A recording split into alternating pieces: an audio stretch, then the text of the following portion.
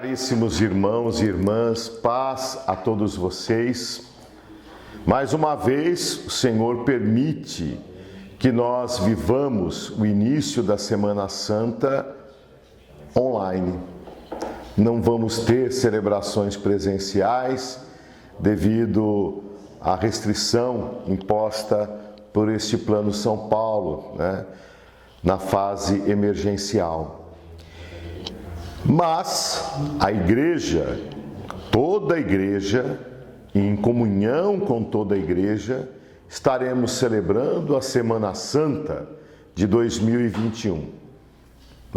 Estaremos celebrando a Páscoa de nosso Senhor Jesus Cristo neste ano de 2021, que não é dizer, vai ser como ano passado. Não, vai ser como é esse ano, na situação que nós vivemos, nas lutas que nós travamos. Como todos sabem, a Semana Santa se abre com o Domingo de Ramos e da Paixão. Sim, tem este nome, Domingo de Ramos e da Paixão, ou até mesmo Domingo da Paixão. Porque existe uma espécie de confronto entre a entrada triunfal em Jerusalém e a paixão de Jesus. A liturgia une essas duas cenas evangélicas, ou esses dois episódios evangélicos, não como algo que destoa, mas como algo que realmente demonstra a missão de nosso Senhor Jesus Cristo. Jesus entra em Jerusalém. Esse ano ouvimos o Evangelho de São Marcos, no ano B.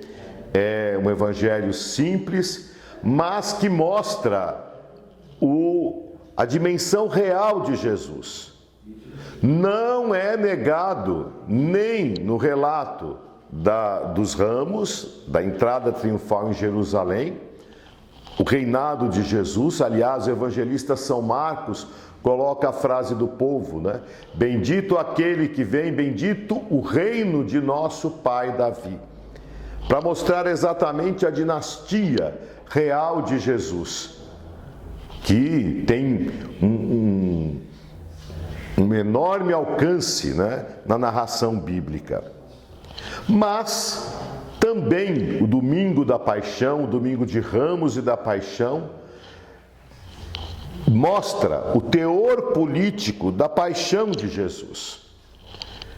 De um lado nós vemos Jesus aclamado como rei, Hosana ao filho de Davi, bendito o reino de nosso pai Davi, mas que entra em Jerusalém, sua cidade, a cidade do grande rei, como que para tomar posse dela, não num alazão, não num cavalo de guerra, mas num jumento.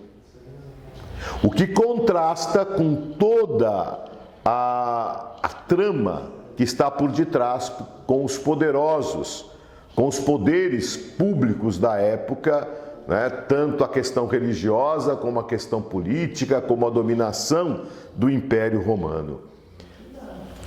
O que nós temos a pensar nisso? Será que o Evangelho é simplesmente um discurso político? Não. A política é a arte do bem. Não é a arte da situação e oposição. É do bem do povo.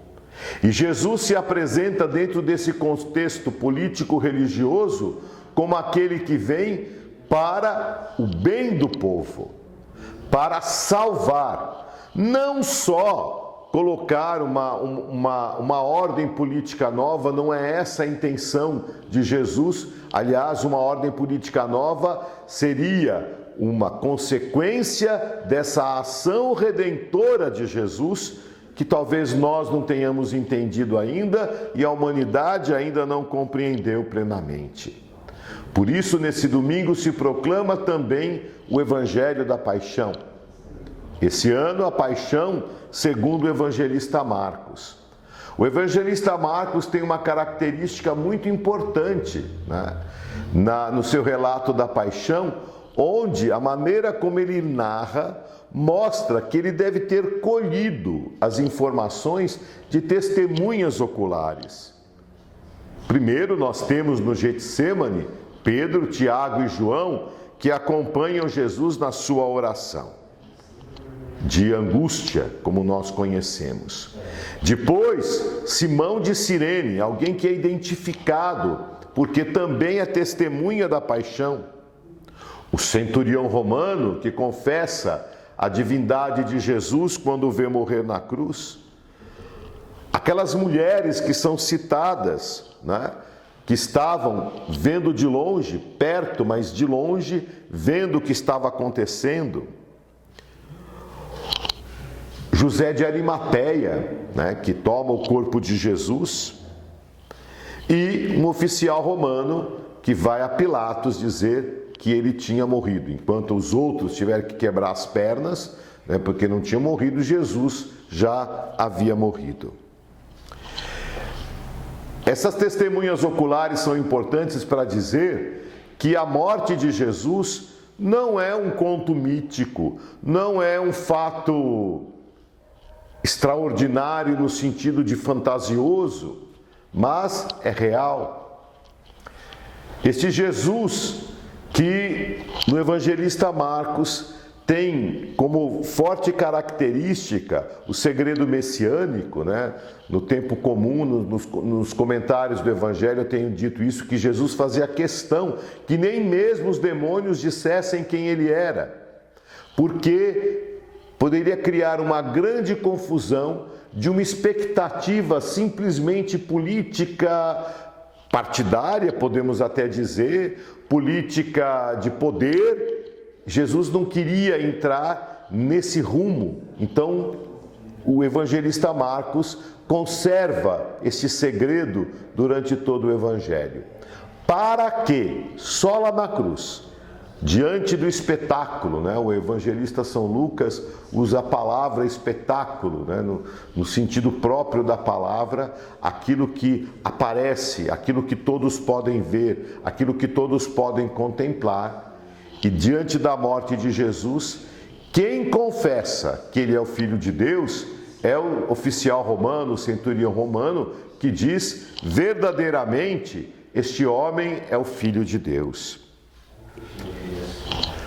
Meus irmãos, nós somos chamados a ver na morte de Jesus, por mais escandalosa que ela seja,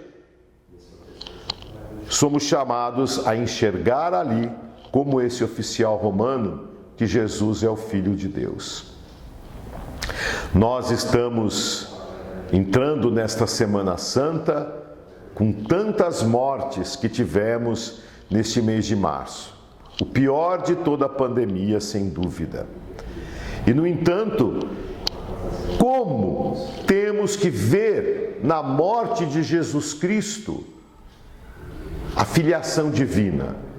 Como temos que ver na morte de Jesus, nesta morte escandalosa, o desígnio maravilhoso de Deus, o desígnio do amor de Deus? Porque este amor com que Jesus se entrega é que é o amor mais forte do que a morte. Por isso, irmãos, entremos nessa Semana Santa.